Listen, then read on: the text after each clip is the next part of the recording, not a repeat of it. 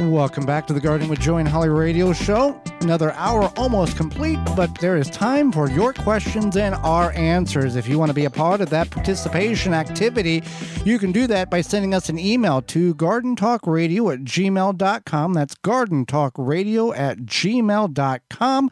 Or you can give us a call toll free coast to coast on the Proclamation Hotline, brought to you by Proclamation Goods. That number, simple to remember, 1-800-927-SHOW. 1-800-927-7469. Proclamation Goods creates cookware for the eco-conscious home chef. Their pans are non-toxic, have a lifetime warranty, and are made in Wisconsin. Their award-winning stainless steel Proclamation Duo cookware set is a 12-inch skillet and a stock pot that doubles as a wok. Best of all, the skillet and stock pot hinge together to form a Dutch oven. It's 2 pans with the versatility of 10, empowering you to cook more with less. If you care about your health and strive for a more sustainable lifestyle, then Proclamation Goods is for you. Supplies limited, so orders now at proclamationgoods.com. All right, Holly, let's go to the questions that we have this week. This question is sponsored by Fleet Farm and fleetfarm.com. Any tips on slowing the production of flowers on my basil plants? Thank you.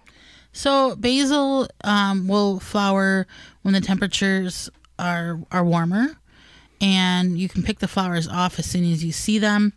It won't live forever, but cutting the flowers off of it will keep the plants in check. Yeah, I guess it will slow the life. It will extend the life expectancy, I guess is a better way to put it. And then you want to, if you can, keep the plant in a cooler spot, maybe a shadier spot. That will help it too. Yeah, it's not going to last forever, but you can prolong it as long as possible, keeping it hydrated, keeping the stress level down on it, keeping the roots cool by mulch or in a shadier place. It's an herb, and it can handle 3 to 4 hours of sunlight. It can't handle really complete shade, but it will handle limited amount of sunlight much more willingly than most of your vegetables will. All right, Holly, let's go to the Proclamation Hotline, brought to you by Proclamation Goods, and we have a caller.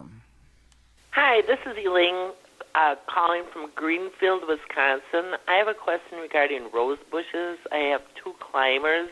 They bloomed very nicely in the beginning, and now all I do, they just grow bigger and bigger all the time. So there's no blooms.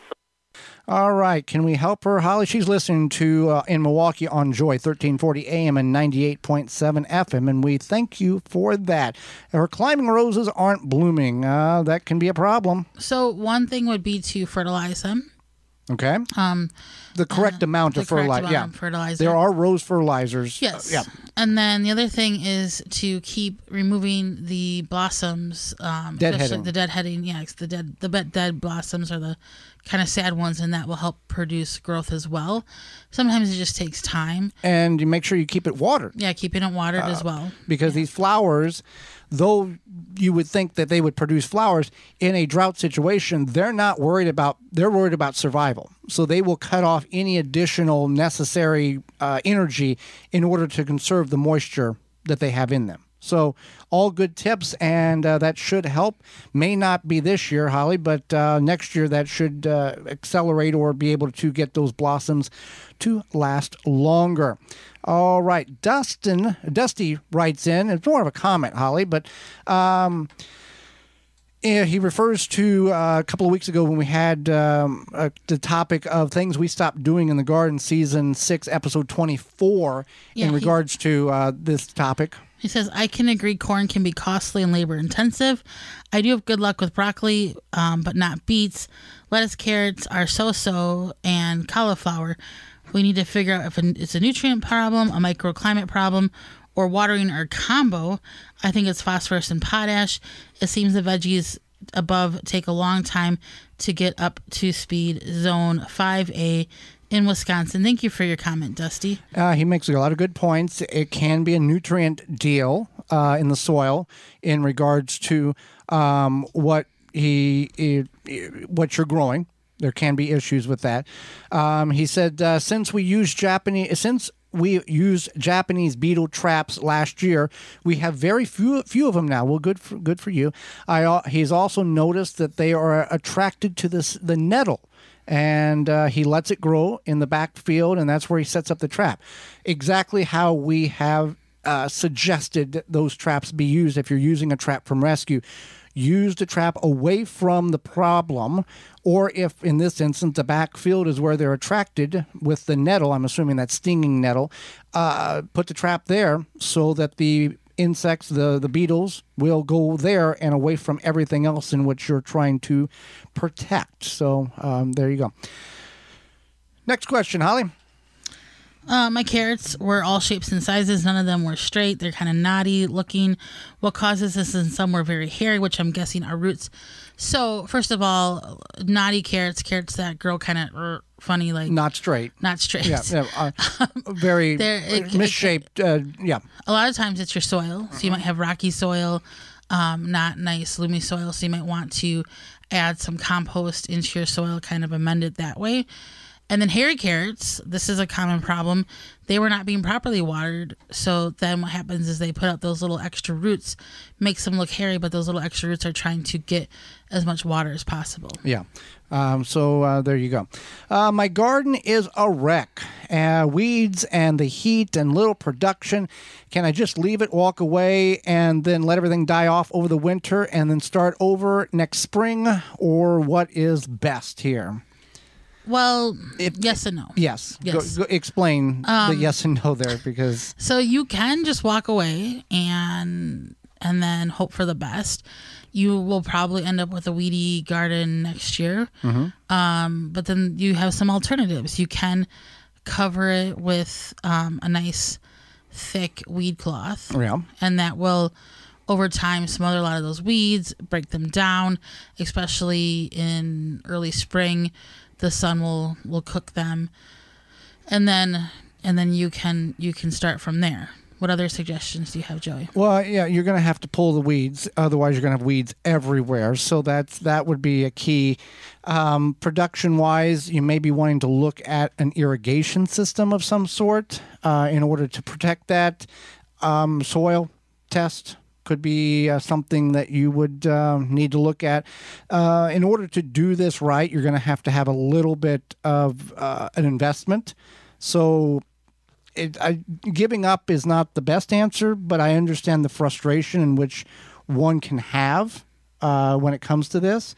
We've experienced this type of thing before, and we've given up, I guess, is what you would refer to being. So, I mean, that's about all I can really give. I know a lot of people seem to be having a weed problem this year. It sounds like, especially in the Midwest. I don't know where this question came from, but you're not alone. I know that. Also, I think a lot of times it's just going to happen. Right. But I would just suggest, like Joey said, pulling them out. That is one thing. Don't use chemicals to spray everything. Don't use chemicals to spray everything. And if you stay on top of it, I know which isn't always easy, but it does make maybe things, downsize. Yeah, maybe downsize. Consider maybe using containers or some other method to grow that would help you have less weeds. All right, Holly. I pickled elderberries and made juice with them. I forgot to add the lemon juice. Will it be safe to use? I boiled the water for 20 minutes. Is it okay that I didn't put lemon juice in the elderberry juice? I know the lemon juice provides a longer shelf life. Because of the acidity. Yeah, because of the acidity. It's not like your juice is going to taste sour. So what you would want to do is you want to reprocess it. So whatever the recipe calls for, if it's like a half a cup per batch or a tablespoon per jar or what, I don't know what the recipe calls for, you would just do that and then you reprocess the jars. What you do is you put a brand new lid on them. That's the flat portion. You put them in your canner. You start your canner from cold or from room temperature. I shouldn't say cold, but from room temperature. Ambient temperature. Once the water starts boiling, so you put the jars in there and then you turn the water on. Once the water reaches that roaring strong boil, then you start your timer, and that's how you reprocess the jars. Right. And it's okay to reprocess certain things. If jars don't seal, or if jars pinch and have a little buckle in them, that's because most likely you've overcranked, you've tightened the jar down too long, and the air can't escape. So that's why the lid is buckled or bent or ruptured. There's certain things like juices you can reprocess, tomato juice you can reprocess, but things like, let's say, pickles, if they don't seal, reprocessing them again, You're going to make them really mushy. you're going to turn into mush. And So jam, I think jam would actually, if you reprocess that, I think it would reliquefy itself.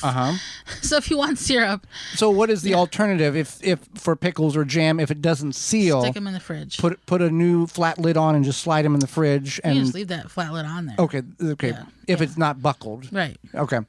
For more information, please visit thewisconsinvegetablegardener.com.